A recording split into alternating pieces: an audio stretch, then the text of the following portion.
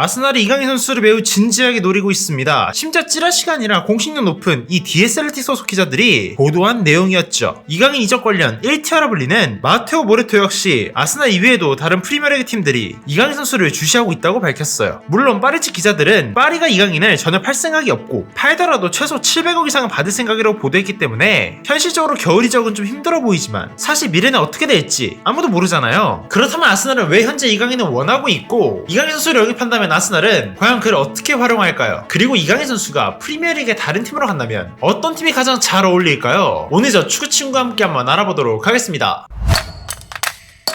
이강인 선수는 이번 시즌 24경기에 출전하고 있고 1366분을 뛰며 팀 내 출장시간 순위에서 무려 10위를 차지하고 있지만 24경기 중 선발이 14경기 그리고 교체가 10경기임을 감안했을 때 이강인은 파리에서 만능 1순위 스쿼드 멤버의 입지라고 할 수 있어요. 그러니까 선발 바로 밑이라고 할 수 있겠죠. 이건 이강인 선수의 멀티성이 매우 뛰어나기 때문이라 할 수 있는데요. 이강인 선수는 기본적으로 오른쪽 윙포워드를 선호하는데 이외에도 중앙 미드필더 가짜 9번으로도 플레이했었고 마요르카에서는 왼쪽 윙어로 출전했을 때 오드리그 전체 드리블 성공률 1위도 찍었었잖아요. 그러니까 공격 진영 모든 포지션에서 준수하게 플레이할 수 있는 선수라는 거예요. 아스날은 지금까지 한 끗 차이로 밀리며 우승에 실패했었고 베스트 11은 탄탄하지만 이들이 빠졌을 경우에 2선 후보 선수들이 매우 약하잖아요. 그런데 이강인을 영입한다? 2선의 모든 포지션에서 뛸 수 있고 나이도 젊어, 킥도 좋아, 드리블도 좋아, 국뽕 빼고라도 영입 안 할 이유가 전혀 없어요. 그럼 여기서 우리 궁금증이 있죠. 이강인 선수가 만약에 아스날로 간다면 그는 주전 자리를 꿰찰 수 있을까요? 현재 아스날의 포메이션 4-3-3에서 팀의 핵심 자원이 우측 윙포워드는 팀의 성골뉴스, 부카요 사카가 차지하고 있고 우측 메잘라 역시 주장 웨데고르가 있기 때문에 이들을 밀어내는 건 좀 힘들거든요. 그런데 상황이 조금씩 바뀌고 있습니다. 지금 사카는 최근 재발이 많은 햄스트링 부상 때문에 수수대에 올랐고 웨데고르의 경우에도 부상 복귀 이후 폼이 올라오지 않은 상태로 뛰고 있거든요. 이 때문에 현재 07년생인 은하네리가 사카와 웨데고르에 백업으로 뛰고 있지만 07년생 선수를 믿고 한 시즌에 다 치른다? 이거 쉽지 않죠. 그런데 이 상황에서 겨울에 이강인을 영입한다면 사카와 웨데고르의 빈자리를 이강인으로 채울 수 있는 거예요. 그런데 우리가 원하는 건 이강인 선수가 누군가의 백업이 아니라 주전으로 프리미어리그에 쓰는 거잖아요. 좌측 윙을 보면 사실 이 포지션은 아스날의 크나큰 약점이거든요. 마르티넬리와 트로사르 그리고 라임스터링 모두 현재 폼이 좋지 않은 상태죠. 이강인 선수가 왼쪽 측면에서 활약한다면 경쟁력이 있을 수 있는 것이 마요르카 시절의 무리키 그리고 카타르 월드컵 당시 조규성 선수처럼 아스날의 공격수인 하베르츠도 리그 최고 수준의 이 공중볼 경험 능력을 가지고 있는 공격수란 말이에요. 이강인의 왼발 크로스, 하베르츠 헤더 이거 노려볼 수 있는 거죠. 물론 아르테타가 왼쪽 윙어에는 인사이드 포워드 스타일을 즉 오른발잡이 선수를 선호하다 보니까 장기적으로 봤을 땐 이강인 선수를 왼쪽 윙어로 볼 것 같진 않아요. 자, 그럼 이 선에서 지금 한 자리가 남죠. 바로 왼쪽 메잘라입니다. 지금 이 자리는 웨스트햄에서 넘어온 데클란 라이스가 뛰고 있지만 지금 수비형 미드필더로 뛰는 파티와 조르지뉴가 곧 FA가 되기 때문에 8번을 맡고 있는 라이스가 다음 시즌부터는 본래 자신의 자리인 6번 수비형 미드필더 자리로 내려갈 가능성이 매우 크거든요. 그리고 아르테타가 왼쪽 메잘라에게 요구하는 특별한 능력이 하나 있다고 하는데요. 이거 한번 보자고요. 예전 아스날의 주장 그라니트 자카 왼발이었죠. 그 시즌 백업으로 뛰었던 파비오 비에이라 왼발이었죠. 특히나 파비오 비에이라는 아스날 보드진이 이강인과 더불어 영입 후보로 올려놨던 선수였어요. 그리고 원래부터 왼쪽 메잘라로 쓰려고 데려왔던 하베르츠 왼발이죠. 메리노 왼발이에요. 자, 여기서 공통점이 있죠. 아르테타가 기본적으로 왼쪽 메잘라에게는 왼발이 요구한다는 거죠. 물론 아르테타가 왼쪽 메잘라 자리에게 볼 경합과 수비 능력까지 요구하기 때문에 키 크고 체격 좋은 선수들을 기용하긴 했었지만 이강인도 파리에서 경합 능력과 수비 능력이 많이 좋아졌고 지금 말씀드렸던 이선 위치에서 이강인 선수는 모두 뛸 수 있기 때문에 충분히 아스날에서 주전 경쟁을 할만하다는 예측을 할 수 있을 것 같습니다.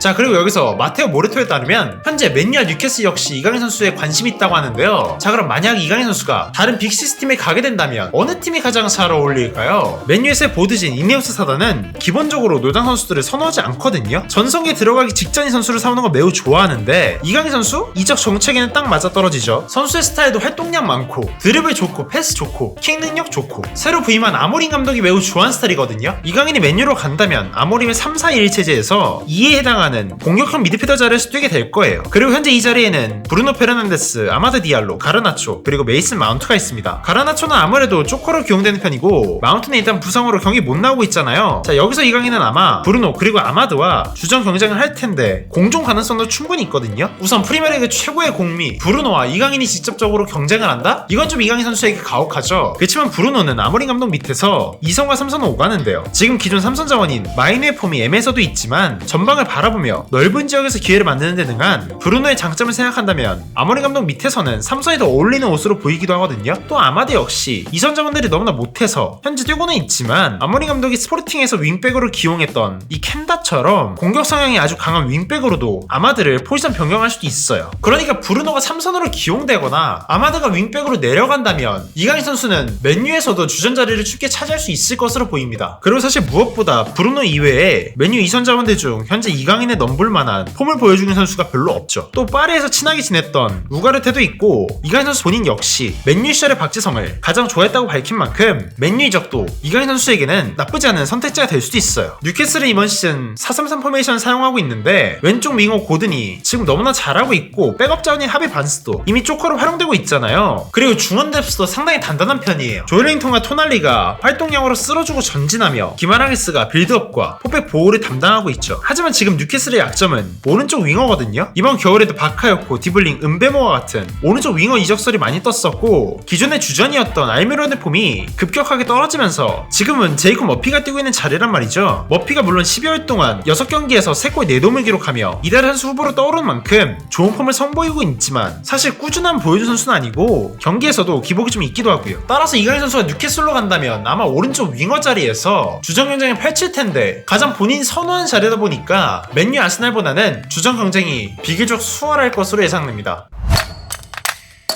자, 그럼 기사들을 토대로 상상을 해봤으니 이번엔 망상도 한번 해볼게요. 현실적인 이적 가능성은 제외하고 다시금 솔솔 들리는 맨시티 이적설, 그리고 토트넘, 리버풀, 첼시까지 다른 빅클럽들로 이강인 선수가 이적하게 된다면 과연 주전 자리를 꿰찰 수 있을까요? 우선 토트넘에서는 주전 가능성이 매우 높다고 생각합니다. 손흥민과 메디슨이 있는 이 좌측 윙 메짤라를 제외하고 한번 살펴볼게요. 우측 윙어에는 브레넌 존슨이 있는데 우리 모두 알다시피 축구 지능이 그다지 높은 선수는 아니잖아요. 무엇보다 900억짜리는 절대 아닌 것 같고요. 그리고 우측 메짤라에는 현재 사르, 벤탄쿠르, 비수마 다양한 선수들이 있고 물론 베리발도 있긴 한데 아직 유망주니까 좀 더 지켜봐야 되잖아요. 그렇다면 가장 비슷한 왼발잡이에 윙과 메짤라를 오가는 쿨루셉스키는 어떨까요? 쿨루셉스키가 시즌 초에는 폼이 좀 괜찮았지만 지금은 좀 그렇죠? 이런 상황에서 이강인이 온다? 솔직히 주전 걱정은 크게 안 할 수 있을 것 같아요. 이것도 국뽕인가? 댓글 한번 남겨주세요. 아직 이강인과 토트넘의 링크는 없지만 충분히 젊고 멀티성 있는 자원이다 보니까 손흥민 선수 이후에 꾸준하게 한국 시장을 노리고 싶어하는 레비 입장에서는 양민혁보다 더 확실한 카드인 이강인을 한번 관심 가져볼 수도 있겠죠? 근데 이강인 선수가 갈까요? 망상이니까. 프리미어리그 팀에서 최전방 3톱이 양민혁, 손흥민, 이강인으로 나온다? 그날 축구 커뮤니티는 폭발합니다. 리버풀의 경우에도 주전 좀 힘들지만 지금 파리에서 뛰는 것처럼 12번째 만능 로테이션 선수로 활용될 가능성이 높아 보여요. 그리고 몇몇 선수들의 폼을 보면 기회 역시 적지 않게 받을 것 같아 보입니다. 리버풀로 간다면 아마 포지션은 이 공격형 미드필더 자리에서 뛰게 될 거예요. 왜냐면 좌우에 일단 루이스 디아스 폼 좋고 살라는 제2의 전성이 맞이했죠. 그리고 현재 리버풀의 공격형 미드필더 자리에는 소보슬라의 커티스 존스, 하비 엘리엇이 있는데요. 엘리엇은 현재 폼은 좋지 않고 커티스 존스도 시범 공격형 미드필더 자리보다는 메가리스터가 뛰는 중미 자리가 좀 더 잘 어울려 보여요. 기존의 주전 자원인 소보슬라이는 슬롯 체제에서 애매한 폼을 보였었는데 12월 한 달 정말 잘하다가 부상당했거든요. 슬롯이 경험 능력을 매우 중요하게 생각하긴 하지만 시범 공미 자리에게 직접 볼을 끌고 올라갈 수 있는 능력도 요구하기 때문에 소보슬라의 경쟁에서 이강인 선수가 자신의 장점을 보여준다면 슬롯 체제에서 충분히 주전 경쟁을 해볼만 하다는 거죠. 맨시티의 경우 경쟁이 더 빡빡해 보이긴 해요. 우선 스타일적으로는 헤비 조화 유형이거든요. 축구 지능이 높고 킥 좋고 드리블 좋고 볼 소유 잘하니까 이강인의 롤모델인 다비드 실바가 맨시티의 레전드였다는 걸 생각하면 펩이 잘 쓸 유형의 선수는 분명히 맞아요. 그렇지만 우선 맨시티로 간다면 측면 윙어 자리에서 주전 경쟁은 힘들어 보입니다. 펩은 기본적으로 측면 자원들에게 1대1 돌파를 자주 시키는데 이강인 선수가 드리블 능력이 좋은 건 맞지만 스피드로 상대 선수와 1대1을 치는 스타일은 절대 아니잖아요. 그리고 맨시티는 마르무슈 같은 빠른 윙어들과 링크가 나고 있고 오스카밥, 사비뉴와 같은 왼발잡이 2성 공격수들도 이미 팀에 있죠. 그렇다면 이제 메짤라 자리, 이 자리는 지금 김덕배, 균도안, 베시바, 코바치치가 있는데 메인 밸류는 좋다고 볼 수 있겠지만 다 나이가 좀 많고 특히 균도안과 베시바의 폼이 최근 좋지 않죠.